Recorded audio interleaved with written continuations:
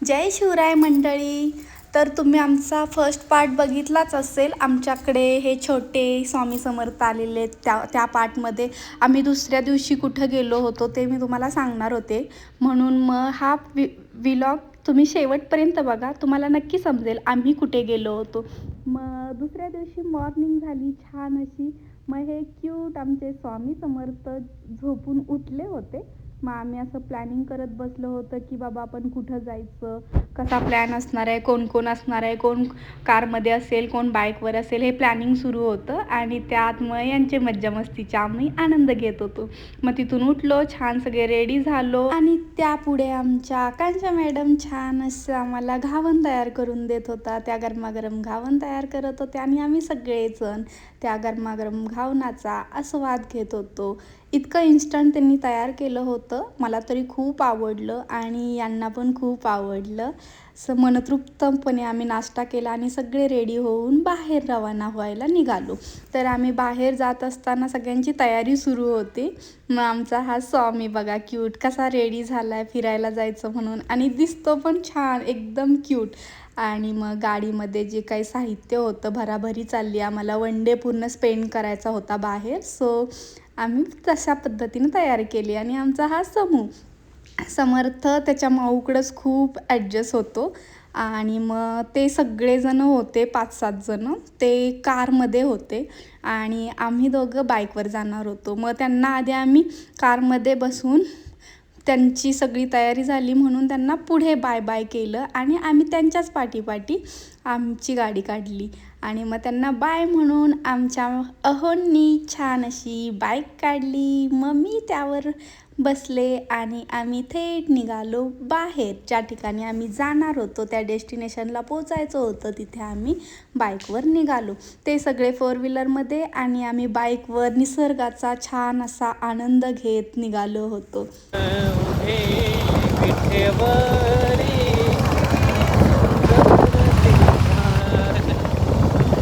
यांचं बाईकवर हे सॉन्ग चालू होतं आणि तिथे मग आम्हाला ट्रॅफिक लागलं होतं. मग तिथे हवालदार त्यांची ड्युटी छानपैकी बजावत होते. खरंच हे माणूस ऊन ताण काहीसुद्धा न बघता त्यांची जी काही ड्युटी आहे ते निभावत असताना आपल्यासाठी ते दिवसरात्र सेवा करत असतात. खरंच त्यांना हॅट्स ऑफ. आणि हा आमचा बघा किती छान असा व्ह्यू दिसतोय.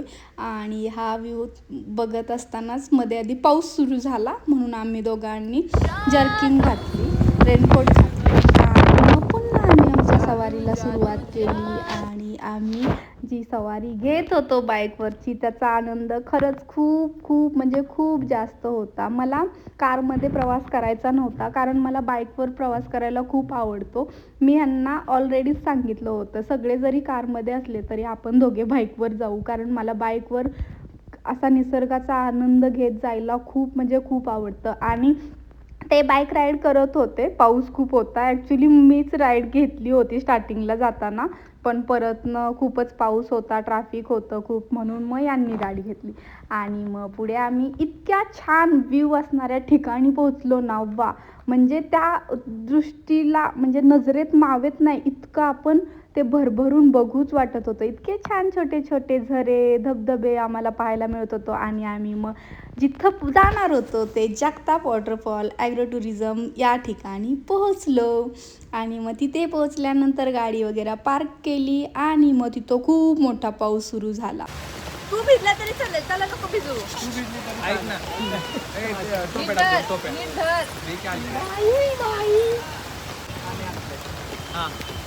स्वामी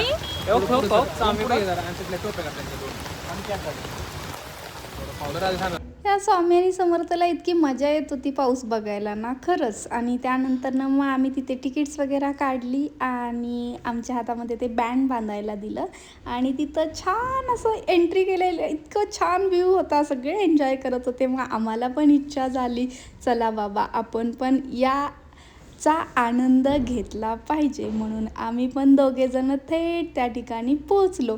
बाकीचे कोणी आतमध्ये आले नाहीत कारण छोटे छोटे आमच्याकडे स्वामी समर्थ होते ना, आणि मग त्यांनी नाही एन्जॉय केला पण आम्हाला खूप एन्जॉय करू दिलात. त्याबद्दल सगळ्यांचेच आमच्या दोघांकडून थँक्स.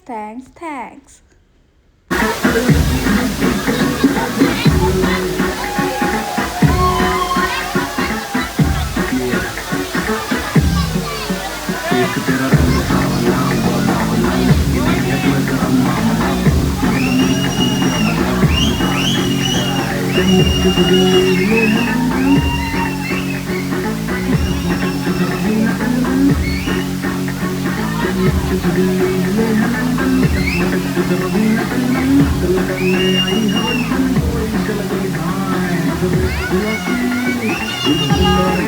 लागलं किंवा माझं मला मी चांगलं घालायला लागतं कारण की मला खूप म्हणजे खूप डान्स करायची आवड आहे. माझ्या घरच्यांना पण माहिती आहे की बाबा रे गाणं लागलं म्हणजे की दीदी डान्स करणार नाही असं होणार नाही. मी खूप एन्जॉय केला आणि माझा नवरा पण मला खूप सपोर्ट करतो. मी जितकं एन्जॉय करेल त्यात ते खुश असायचे त्यामुळे मला तो एन्जॉय करायला पण खूप मजा यायची. त्यानंतर तिथला डान्स वगैरे झाल्यानंतर आम्ही त्या घसरगुंडीमध्ये गेलो आणि खूप मजा आली. डायरेक्ट पाण्यातच गेलो आणि त्या पाण्यातून वर येताना बेकार म्हणजे बेकार नाकातोंडात पाणी जात होतं पण खूप मजा आली. हे पण खूप एन्जॉय करत होते माझ्यासोबत. मला जिथे जिथे जायला आवडेल तिथे तिथे ते माझ्यासोबत येतच होते. पण या बादली ठिकाणी आम्हाला जायचं होतं पण आमचं थोड्यासाठी मिस झालं. आम्ही थोड्या एका साईडला होतो आणि तोपर्यंत ते बकेट खाली झालं होतं आणि मग पुढे आम्ही सगळे तिथून बाहेर पडलो आणि वर निघालो होतो. आम्ही छानपैकी तिथून भाऊजी मी आणि हे येत होतो की आपण गाणं लागल्यानंतर अजून डान्स शिकत होता.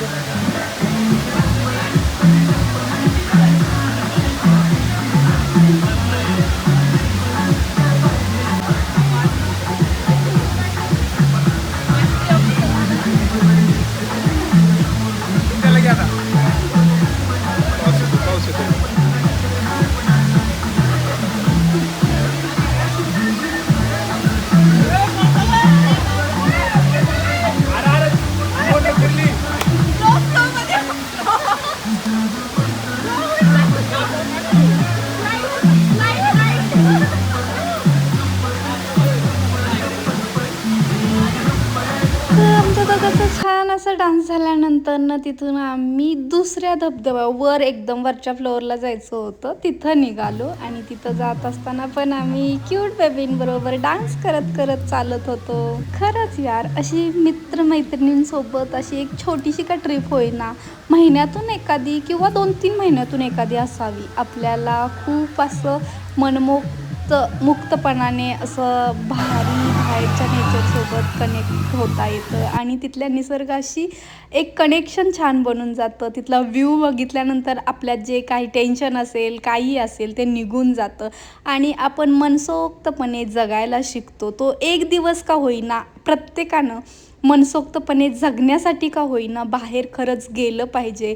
तर तुम्हाला काय वाटतं? असा एन्जॉय करायचा असेल फक्त दुसरं जातं आहे म्हणून नव्हे तर आपल्या मनाला खूप छान वाटावं म्हणून का होईना आपण तिथं बाहेर जाऊन त्या निसर्गाच्या सानिध्यात थोडा तरी वेळ घालवला पाहिजे. तेव्हा कुठे आपण आपल्या टेन्शनवर एक कुठंतरी ब्रेक लावू शकतो. एक छोटासा स्वल्पविराम. टेन्शन कधीच फुलस्टॉप घेऊ शकत नाही. काही कारणांनी असतं टेन्शन कोणाला कोणत्या ना कोणत्या रूपातून पण त्या टेन्शनवर जर आपल्याला छोटासा स्वल्पविराम म्हटला थोडासा एक कॉमावाला एक पॉज घ्यायचा असेल तर असं बाहेर निसर्गाच्या सानिध्यात जाऊन आलं पाहिजे. तर मंडळी आम्ही तिथं खूप छान दोघं एन्जॉय करत होतो आणि हा बघा तिथला किती छान असा धबधबा आहे. इतक्या छान मेमोरीज एकत्र घेऊन आम्ही तिथून सगळे त्या डेस्टिनेशनला बाय बाय म्हणत तिथून घरी यायला निघालो. तिथे येता येता मग आम्ही थोडाफार नाश्ता खाणं वगैरे केलं. घरी पोचलो त्यानंतर छान फ्रेश झालो आणि आम्ही कुठेतरी बाहेर निघालो. तर सगळे रेडी झाल्यानंतर ना आम्ही बाहेर कुठे आल्या गेलो असेल कारण की इतका तर कंटाळा आला होता तर मग बाहेरच जाणं होतं. मग आमच्याकडे होता ओम भाऊजींचा बड्डे दुसऱ्या दिवशी म्हणून आम्ही प्री सेलिब्रेशन करायला बाहेर गेलो आणि तिथं आमचे हे स्वामी समर्थांनी त्यांची मज्जा मस्ती सुरू होती आणि त्यानंतर तिथलं सेलिब्रेशन झाल्यानंतर घरी आलो आणि आमचे क्यूट बेबी झोपले. हा आमच्याकडे त्यांचा लास्ट डे होता कारण की ते नेक्स्ट डेला घरी जाणार होते. तर आम्ही खूप त्यांच्यासोबत मजा मस्ती करत होतो. ते खरं तर झोपायच्या मूडमध्ये होते तरी पण आम्ही त्यांच्यासोबत खेळत बसलो होतो.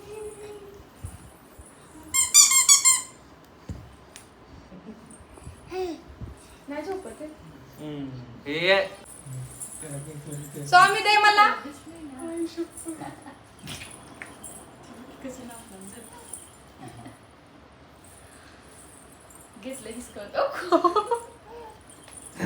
जादू करतो का? इकडच्या हातातून इकडच्या हातात घेतलं.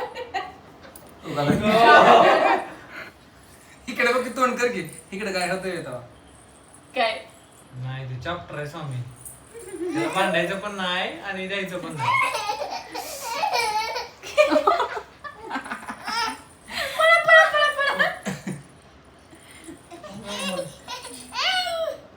बघू ताकद कोणाला जास्त ते झालं कुत्र्यासारखं तोंड आपण किती कुत झालाय स्वामी स्वामी घे की स्वामी घे स्वामी. यांची मजा मस्ती झाल्यानंतर रडवारडी झाली, झोपायला सुरुवात झाली यांची. बाळाला दूध दे. विष्णू हातातच ठेवली त्यांनी.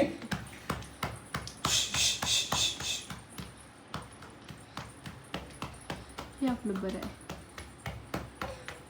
आता दुसऱ्या दिवशी उठून आम्ही मॉर्निंगला ऑफिसला निघून गेलो आणि मी आल्यानंतर ना यांची सगळी तयारी झाली होती. हे सगळे रेडी होऊन रिटर्न निघायला चालले होते. ॲक्च्युली इतके दिवस सोबत राहिलो असं वाटत होतं की यांनी जाऊच नाही. आणि मग यांची पॅकिंग वगैरे झाली, गाडीमध्ये सगळं साहित्य भरलं आणि स्वामीला मी घेतलंच होतं. मला खूप असं वाटत होतं की त्यांनी नको जावं, पण तरी पण खूप दिवस झाले. मग ताई पण आणि भाऊजी पण म्हटले की नंतर न येऊ, म्हणून ते निघाले.